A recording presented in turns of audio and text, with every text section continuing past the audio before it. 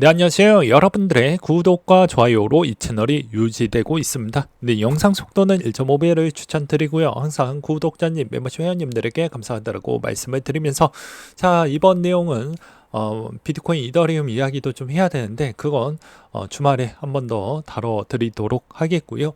이번 내용 세금 업데이트된 내용 속보를 한번 가지고 와봤습니다. 네, 이번에 과세 유예 내용이 나와주고 있고요. 뜨겁습니다. 커뮤니티에서도 상위 랭크에 머물고 있고요. 이렇게 머물고 있고 여기서도 이제 보게 되면 27년도 1월 1일부로 뭐 시행을 하겠다. 뭐 이런 내용들이 있죠. 그래서 보게 되면 댓글에 뉴스 떴다. 방송 사실이다. 라고 나와져 있어요. 그래서 사람들이 착각하기가 좀 편할 것 같은데 본문만 제발 보지 마세요. 제발 좀 부탁드리겠습니다. 해당 내용을 팩트 체크를 하려고 한다고 하면 제발 본문을 좀 봐야 되겠죠. 근데 대부분 이걸 잘 보지 않는다라는 게 너무 좀 안타깝다라고 저는 말씀을 드리고 싶습니다. 그래서 아직 확정이 아닙니다. 왜 확정이 아니다라는 걸 쉽게 설명을 좀 드린다라고 하면요. 자, 기존의 정치적 색깔 전혀 없이 말씀을 드리도록 하겠습니다. 일단 기재부가 매년마다 7월 달에 세제 개편안을 올리게 됩니다. 그러면 당연히 이게 여러 가지 법률위원회 부분을 다 거친 뒤에 9월 달에 본회의로 가야 비로소 9월 달에 본회의에 들어가서 딱딱딱 통과가 되어야지만 이게 가능하다라고 볼 수가 있겠죠. 그래서 실질적으로 세법 개정안이 되었기 때문에 이거대로 그대로 수순대로 될 것이냐 라고 보기에는 상당히 어려운 부분은 전 있다라고 말씀을 드리고 싶습니다. 그래서 제발 본문을 좀 읽어보시길 바라겠습니다. 여기서도 보게 되면 확정인가요? 자꾸 물어보는데 자료도 안 찾아보고 그렇게 하면 안 되겠죠. 그래서 확정 결과 추이도 여기서도 보시다시피 답답한 사람들이 있으니까 누군가는 또 이렇게 올려나왔습니다. 보게 되면 7월 달에 발표 나왔으니까 9월 달에 정기 국회에서 제출이 되어야지만 확정이 된다. 라고 보시면 될 것 같습니다. 그래서 이 기재부가 그러면 여러분들이 이제 이런 생각을 좀 해볼 거 아니겠어요? 왜 코인 과세를 2년 유예만 했냐? 일단 국힘에서는 3년 유예로 28년도로 해놨지만 기재부는 27년도에 시행하는 걸로 일단은 해놨어요. 그러면 이걸로 이제 확인해 볼 수 있는 건 뭐가 될 것 같냐면요. 이유는 뭐 간단하게 두 가지를 일단 제시를 했습니다. 어떤 두 가지냐? 일단 우리가 시스템 준비를 아직 못했습니다. 제대로 나중에 이거 가지고 소송 많이 걸릴 것 같아서 나중에 피곤해질 것 같으니 좀 더 미루어서 하고 싶습니다라고 그냥 이야기를 했고요. 그 다음에 두 번째로는 또 가장 중요한 게 역의 탈세 방지. 그러니까 국가 간의 신뢰도가 깨질 수가 있으니까 역의 탈세 방지라고 해서 OECD 안에 이제 탈세가 이루어지게 되면 그 탈세 부분을 모니터링해서 이 시스템 구축을 같이 하는 형태인데 한국이 요게 아직 좀 준비가 미비되어져 있고 요 시기가 딱 27년도에서 28년도 요 사이입니다. 그래서 그때까지 다 준비를 하는 형태로 약속이 되어져 있기 때문에 그 시한일까지만 좀 더 미루어서 우리도 좀 준비를 하고 이 시스템도 덩달아 준비를 하면 딱 맞지 않겠냐라는 의견을 내놓기도 있습니다. 그래서 이제 만약에 이거 이대로 만약에 된다라고 하면 만약에 이게 통과가 돼서 된다라고 하면 27년도 1월 1일 기준점으로 되고요. 그리고 금투세가 어떻게 될지 모르겠지만 금투세가 만약에 폐지가 되었다라고 전제 조건 하에 본다라고 하면 기타 소득세로 제가 얘기를 했죠. 금투세가 폐지가 된다라고 하더라도 우리한테는 장애물이 하나가 더 있다. 기타 소득세 부분으로. 그래서 세법에 따른 개정 사항에 따른 내용이 없으면 그렇게 된다라고도 말씀을 드릴 수가 있을 것 같습니다. 이런 점이 너무 아쉽다. 그리고 해당 내용을 보게 되면 미비점 보완이 더 많이 필요할 것 같은데 미비점 보완에 따른 내용들이 나와주지 않는다라는 점이 좀 아쉽습니다. 무슨 말이냐? 해당 내용은 딱 한 줄밖에 안 들어가져 있습니다. 무슨 말인지 아시겠죠? 그만큼 별로 신경을 안 쓰고 있다라고 봐야 되겠죠. 그 다음에 또 다시 한번 강조를 드리지만 저는 정치적 색깔 전혀 없습니다. 자, 여러분들 이득에 위해서 저는 움직이기 때문에 최대한 여러분들 그리고 구독자님들을 위해서 열심히 일을 하고 있다고 보시면 될 것 같습니다. 그렇기 때문에 현재 상황에서는 세수 결손이 발생이 됐는데 재정 수지 악화도 됐는데 세법 개정안이 나왔다. 근데 이게 세법 개정안에 되었을 때 보았을 때 오히려 절세를 해주는 효과가 나왔기 때문에 부의 대물림 효과가 더욱더 커질 것 같다. 그러면 당연히 이거 부분에 따른 결선 부분은 어디에서 메꿀 거냐라는 의견들이 이제 반대 여론에서 좀 많이 나오겠죠. 그리고 현재 시점에서 왜 세율을 낮추냐라는 이야기도 나올 수가 있는데 이건 제 의견이 아닙니다. 기재부가 직접 이야기했던 기반으로 제가 설명을 드릴게요. 보게 되면 두 가지가 있습니다. 첫 번째, 물가가 많이 올랐습니다. 기존 물가가 2배 이상 올랐고요. 그 다음에 집값이 평균 2.5배 이상 올랐기 때문에 당연히 세금 부분을 이대로 남겨두게 되면 나중에 사회적 현상으로 문제가 매우 커질 것 같습니다 라고 기재부 입장에서 그렇게 이야기가 나왔었고요. 이 뒤부터는 제 생각입니다. 오해하지 말아주세요. 이건 제 생각이에요. 일단 백만전자 엑소더스 한국이 4번째로 많습니다. 근데 자, 여러분들이 대부분 대중들이 생각하는 그런 커뮤니티만 보시니까 오해를 하시는데요. 여러분들 재벌과 부자는 달라요. 재벌은 부자 중에 탑 클래스를 이야기를 하는 거고요. 우리가 흔히 알고 있는 4대 재벌이 있죠. 예, 그 탑 클래스를 이야기를 하는 거고, 부자는 이 부자에서도 이제 막 부자 입문자가 있고요. 부자에서도 허리격, 그러니까 기둥 역할을 해주는 부자들이 있습니다. 예, 지칭을 해서 그냥 기둥이라고 할게요. 기둥 역할제에 있는데 이름은 모르는 그런 기둥들. 그러니까 중견기업 직전에 있는 중견 같은 중소기업 애들, 또는 중견 이제 막 입문했던 입문자 애들, 또는 원래 부자였던 애들이 요 구간에 있는데, 요 구간에 있는 애들이 이제 23년도 이후부터는 많이 이탈을 했습니다. 800명이 이탈을 했어요. 이거를 이제 수치상으로 보게 되면 자, 이걸 계산하기 편하게 1000명으로 두고, 그 다음에 여기에서 이 1인당 갖고 있는 금액이 100억이라고 칩시다. 그러면 얼마일까요? 네, 10조입니다. 요걸 공을 하나를 뺀다라고 해도 1조입니다. 그쵸? 근데 800명이 나갔습니다. 그것도 100만 전자가 800명인데 올해 대략 예측되는 추이가 1000명 더 나간다라고 합니다.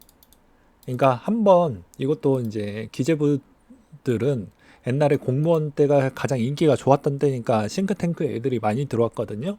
그러면 당연히 이 기재부 애들도 멍청한 게 아니죠. 앞으로 이게 이탈자 구간대가 더 많이 늘어날 것 같다라는 생각이 많이 드니까 이걸 조정을 안 하면 안 될 것 같다.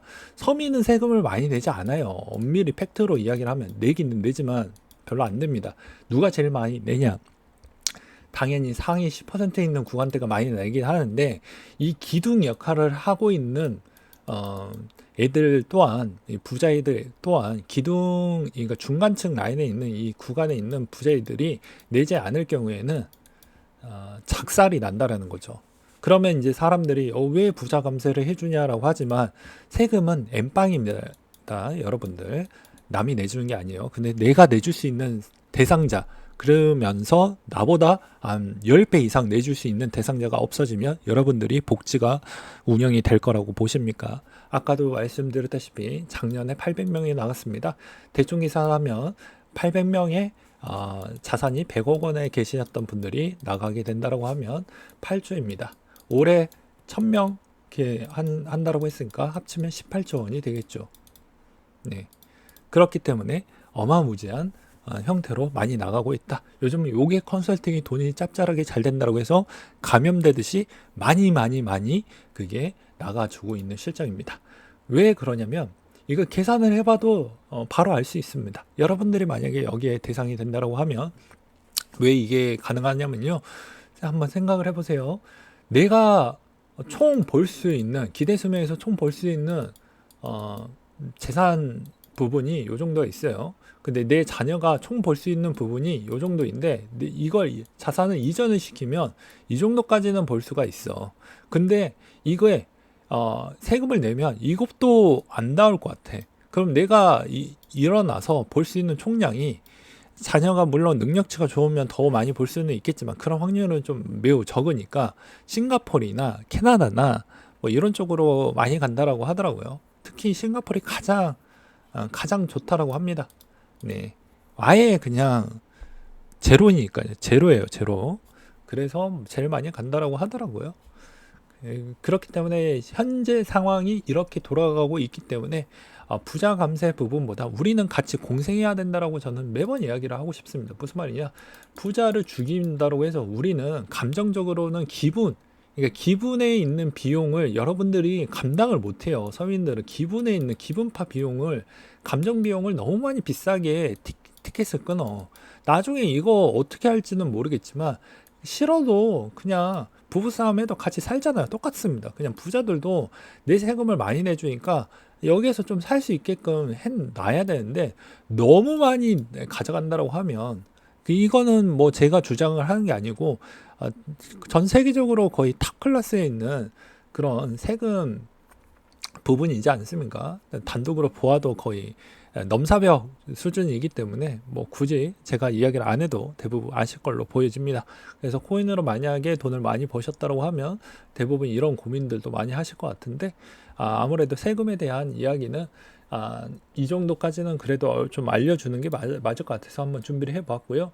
그 다음으로 이제 가상자산 이용자 보호법으로 인해서 이번 형태에서 이제 공모 절차와 이제 나머지 거를 이제 공시를 미리 하라는 이야기가 나와주고 있는데 이것도 이제 어떻게 될지는 잘 모르겠습니다. 일주일 전에 공지를 하라고 하는데 어떤 형태로 나와줄지를 좀 봐야 될 것 같습니다. 그래서 업비트의 공지사항이 과거 전과 이후에 어떻게 변했는지도 좀 볼 필요성이 저는 있다라고 생각이 들고요. 그 다음으로 이제 좀 보는 게 이번에 세법 개정안 주요 내용을 대충 훑어보았을 때도 제가 느꼈던 건 딱 두 가지가 느꼈습니다. 무슨 말이냐? 첫 번째로는 자, 이런 내용을 보니까 결혼해라. 결혼자금 대신 줄게. 그러니까 제발 기둥 역할이나 아니면 못해도 중위소득자 이상이 있는 사람들이 요즘은 결혼도 많이 하고 출산도 잘하니까 오히려 그쪽을 더 많이 밀어주겠다라고 보는 게 맞겠죠. 그래서 결혼해라. 돈 줄게. 그리고 아이도 낳아라. 돈 더 많이 줄게. 공제 더 많이 해줄게. 이렇게 좀 느껴졌고요. 두 번째 의도는 아까 이야기했던 야 제발 다른 나라 가지 마. 여기서 좀 살아서 세금 좀 내줘.